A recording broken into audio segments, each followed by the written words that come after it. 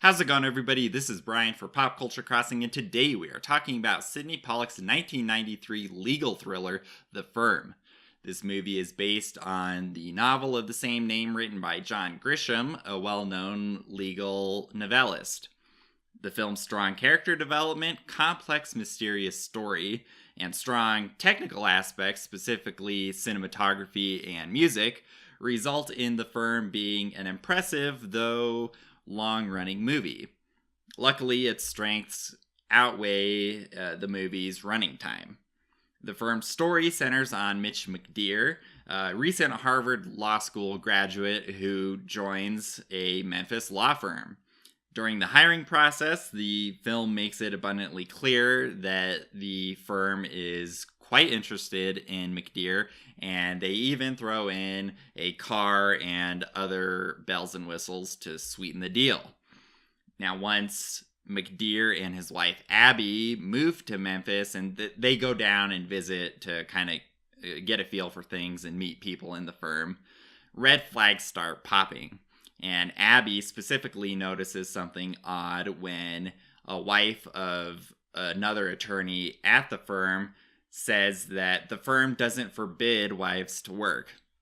Now, this is very strange, so Abby asks McDeere about it, and she's kind of trepidatious about whether or not he should take the job, and he says, hey, don't worry about it. This is a great firm, and I think it's going to be a great opportunity. So they go along, and he accepts the job, and they do end up moving there and working and living there full time.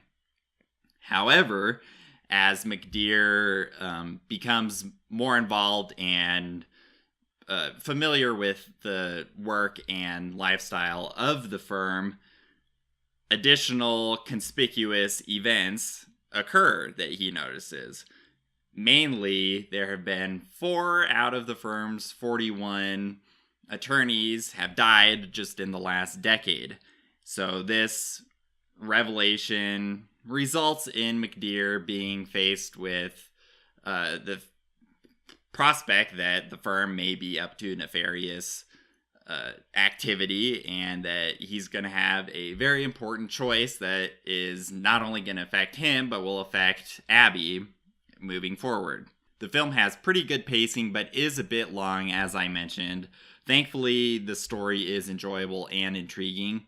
The setup showing McDeere interview for several positions before the firm is appreciated, as it makes this development feel organic. It doesn't just shoot you right in like, oh, he's at this firm, and it's like, who is this guy? You do get a little bit of that exposition. It's not a lot, but it is what's there is appreciated and nice to have. The way in which the red flags are raised regarding the firm's activity really feeds into the mystery of the movie.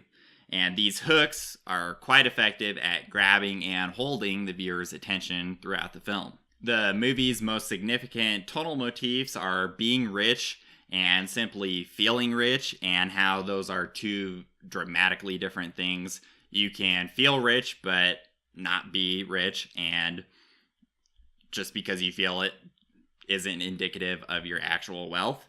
And during a conversation with his brother, McDeere provides a very telling quote that really nicely captures the whole essence and just summary of the film. And he admits, wouldn't it be funny if I went to Harvard, you went to jail, and we both ended up surrounded by crooks? So there you have it. That kind of lets you know what kind of movie this is.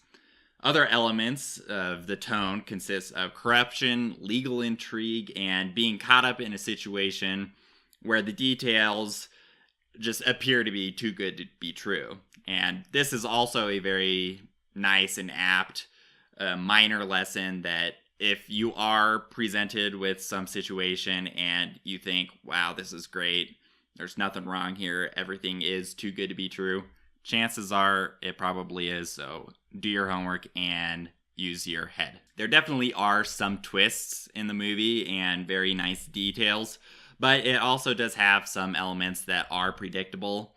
However, all of the tonal flavors really mix well with the firm's underlying legal nature. In terms of performances, the firm's actors do not disappoint at all.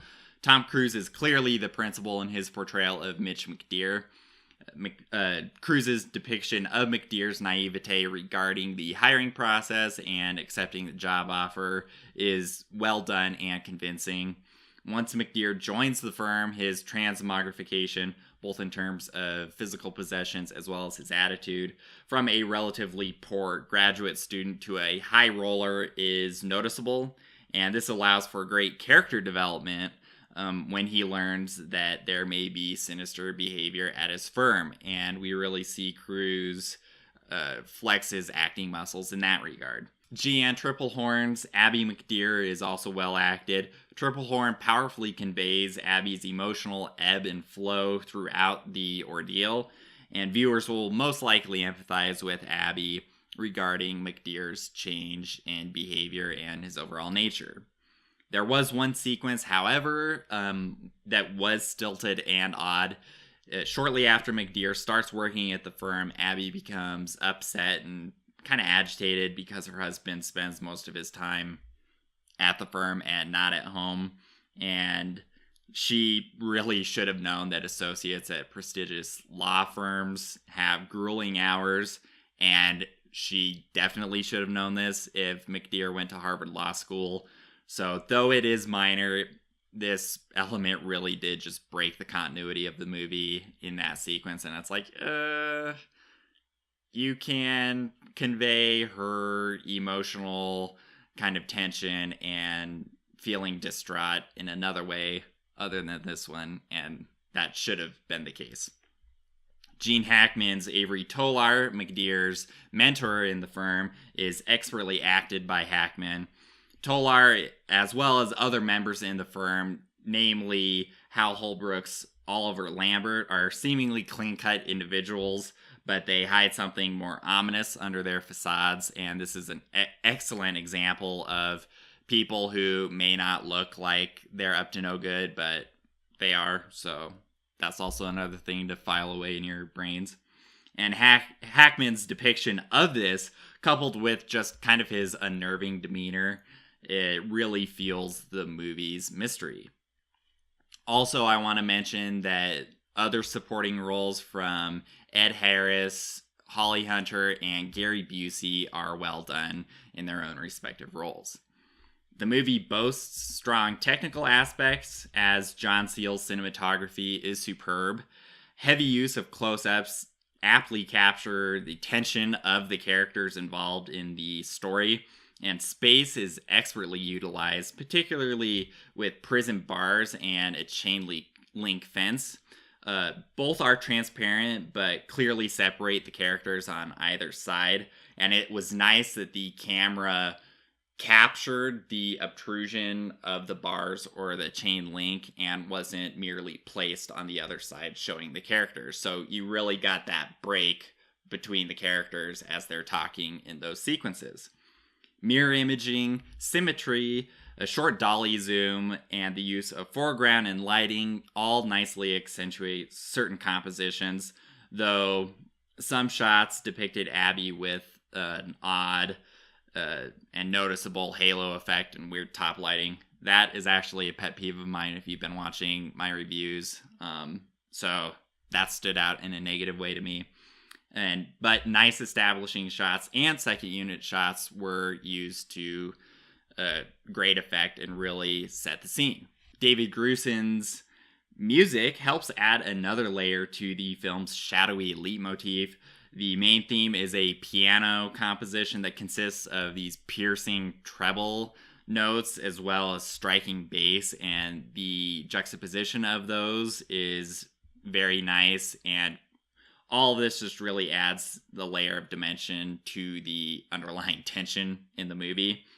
And other music features piano riffs that are reflected of the groovy, luxurious lifestyle of those within the firm. Sidney Pollack's direction of this film is commendable, though it runs a bit long, as I have mentioned. The lessons evident in the movie, combined with the alluring narrative and refreshing character development, make The Firm a strong candidate if you are interested in a legal drama or a thriller. The smaller nuances and details of the characters and the narrative itself speak to Pollock's ability to effectively convey and successfully convey a mystery on the big screen. In the end, The Firm is a very strong legal thriller that is sure to entertain viewers. The Serpentine story, strong acting, and impressive technical elements, namely cinematography and music, all speak to the film's great, well-rounded final packages. And these positives really do outweigh the critiques of the running time, that sequence with Abby being upset about McDeere's long hours, and the weird top lighting halo effect. So you will likely find yourself thinking about this movie for some time after you've seen it. That's what happened to me anyways, but you really can't go wrong with The Firm. So that's my review of 1993's The Firm. Be sure to let me know your thoughts in the comments below or on our social media channels, and let me know what you thought of the film and how it stacks up with other, not only thrillers, but specifically legal thrillers. I want to know, give me your top 3 legal thriller movies. I'm curious to hear what you have to say there. And as always, you can check our full detailed written review at popculturecrossing.com. Be sure to subscribe to our audio podcast editions on iTunes and Google Play. And be sure to also share our reviews if you enjoy them. And we appreciate that support as well. So thanks for watching. I'll see you next time. Bye.